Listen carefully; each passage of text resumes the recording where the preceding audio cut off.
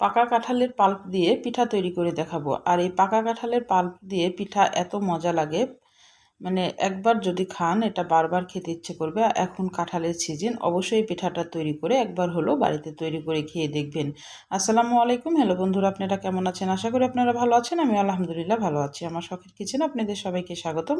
প্রতিদিনের মতো আবার একটি রেসিপি নিয়ে এসেছি, পাকা কাঁঠালের পিঠা। আমি কিভাবে তৈরি করছি আপনারা দেখতে থাকুন। আগে আমি পুরটা তৈরি করে নিব। পিঠার ভিতরে যে পুরটা দিব সেই পুরটা তৈরি করে নিব।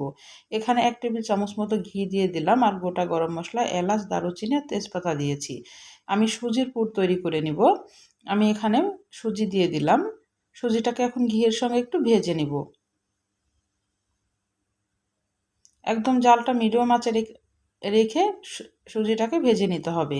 নারকেল কুড়া দিয়ে দিলাম। নারকেল কুড়া আর সুজিটা ভালোভাবে ঘিয়ের সঙ্গে ভেজে নিতে হবে। যখন এরকম লাল হয়ে আসবে তখন আমি এভাবে দুধ দিয়ে দিব। দুধটা আমি অল্প অল্প করে দিব, আগে একবারে ঢেলে দিব না, না হলে দলা পেকে যাবে। আর জালটা এখন কিন্তু একদম লো আঁচে আছে। দুধটা কিন্তু আমি আগে থেকে জাল করে ঠান্ডা করে রেখেছি। এবার দুধটাকে অল্প অল্প করে দিয়ে এখন হালুয়াটা তৈরি করে নিব। যখন সুজিটা একদম সিদ্ধ হয়ে আসবে তখন কিন্তু আমি দুধটা চিনিটা অ্যাড করব। একটু লবণ দিয়ে দিলাম। এবার পরিমাণ মতো চিনিটা দিয়ে দিলাম। মিষ্টিটা আপনারা চেখে দেখবেন, যে যেরকম খাবেন সেরকম মিষ্টিটা দিবেন। এখন নাড়াচাড়া করতে করতে একদম ঘন হয়ে আসবে, তখন নেমে নিতে হবে। আমি এই পর্যায়ে 1 টেবিল চামচ মতো আবার ঘি দিলাম ফ্লেভারের জন্য। ঘিটা দিলে কিন্তু হালুয়াটা খেতে খুবই ভালো লাগে। এবার এরকম শক্ত হয়ে এসেছে, আমি নামিয়ে তুললাম। এটা কিন্তু আরও শক্ত হয়ে যাবে। এবার আমি কাঁঠালের পাল্পটা আগে থেকে বের করা ছিল, এটা একটা ছাঁকনির সাহায্যে কাঁঠালের যে কয়াগুলো আছে, মানে রোয়াগুলো আছে, সেগুলো আপনারা ছাঁকনির সাহায্যে এভাবে ডলে নিলেই কিন্তু সুন্দরভাবে এরকম রস বের হয়ে যাবে। খুবই সহজ একটা। দিয়ে এখন আমি যে এক্সট্রা গায়ে পানিটা আছে, আমি পানিটা একটু শুকিয়ে নিচ্ছি। আমি ময়দা দিয়ে পিঠাটা তৈরি করব। এখানে আমি পরিমাণ মতো ময়দাটা দিব, কারণ ময়দাটা অল্প অল্প করে দিতে হবে। এখানে পাল্প যতটুকু নিয়েছি, ময়দা লাগলে কিন্তু আবার দিতে হবে। দিয়ে একটা খামির তৈরি করে নিতে হবে, দেখে বুঝতে পারছেন। এখন খামিরটাকে ঢেলে এখন ঠান্ডা করে এটাকে হাত দিয়ে মথে নিব। হালকা কুসুম গরম থাকবে তখন কিন্তু মথতে হবে। একবার ঠান্ডা করে দিলে কিন্তু আমার মাথাটা একটু কষ্ট হয়ে যায়। এখন ভালোভাবে পিঠার জন্য এটাকে একদম মথে নেব। এখানে পানি ইউজ করার দরকার নেই। আর কাঁঠালের যে একটা সেন্ট, এই সেন্টটি কিন্তু পিঠাটা খুবই মজা লাগে খেতে। এখন কাঁঠালের সিজন, অবশ্যই এই পিঠাটা একবার হলেও আপনারা তৈরি করে খেয়ে দেখবেন।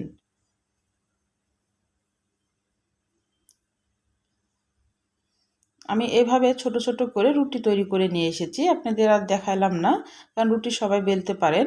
এটা একদম যেভাবে লুচি তৈরি করি সেভাবে সে সাইজের করেছি। আর আপনারা যদি আর একটু সহজ কাজ করতে চান তাহলে একটা বড় রুটি তৈরি করে কোনো গ্লাসের খাপ বা কোনো গ্লাস দিয়ে বা কোনো কিছু খাপ দিয়ে আপনারা কেটে নিতে পারেন। এবার আমি পিঠার যে ডিজাইনটা তৈরি করেছি সে ডিজাইনটা তোলার জন্য এরকম ছাঁকনি সবারই ঘরেই আছে।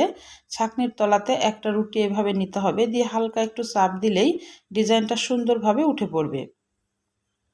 এটা সৌন্দর্য দেখার জন্যেই আমি এই ডিজাইনটা তৈরি করেছি।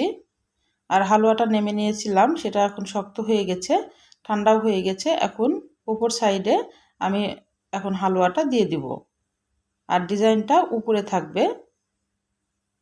দিয়ে এখন মুখটা মেরে দিব, যেভাবে আমরা পুলি পিঠা তৈরি করি সেভাবে মুখটা মেরে দিব।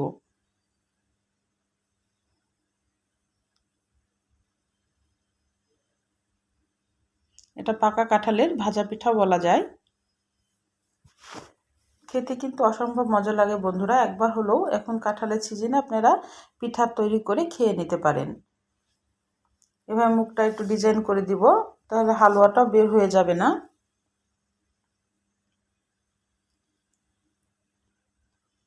আপনাদের সুবিধার জন্য আমি আরেকটা দেখিয়ে দিচ্ছি।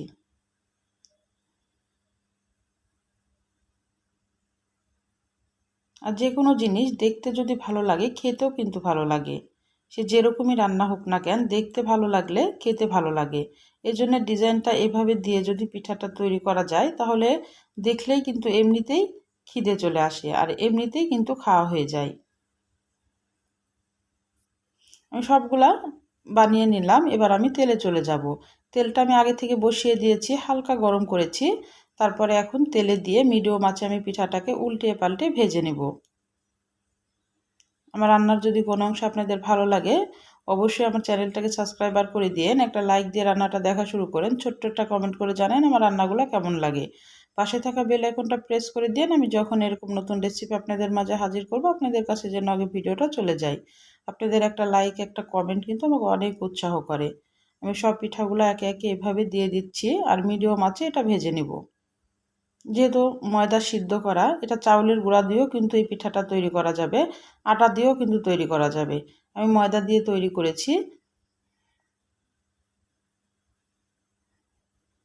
আমার বিদ্যুৎটা এই পর্যায়ে চলে গিয়েছে, সেজন্য এরকম ঘোলা লাগতেছে। আর এখন আমি উল্টে পাল্টে এভাবে লাল করে ভেজে নিব।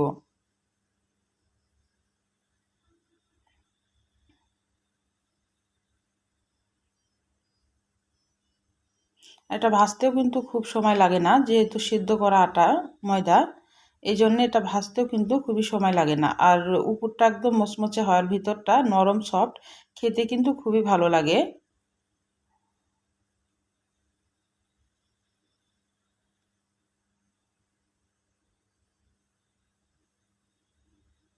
আমার হয়ে গেছে ভাজা। আমি এখন একটু পরিবেশন করে আপনাদের মাঝে দেখাচ্ছি। তাহলে আজকের মতো বিদায় নিচ্ছি। আপনারা সুস্থ থাকবেন, ভালো থাকবেন। আবার কোনো নতুন রেসিপির সাথে হাজির হবো। আল্লাহ হাফেজ।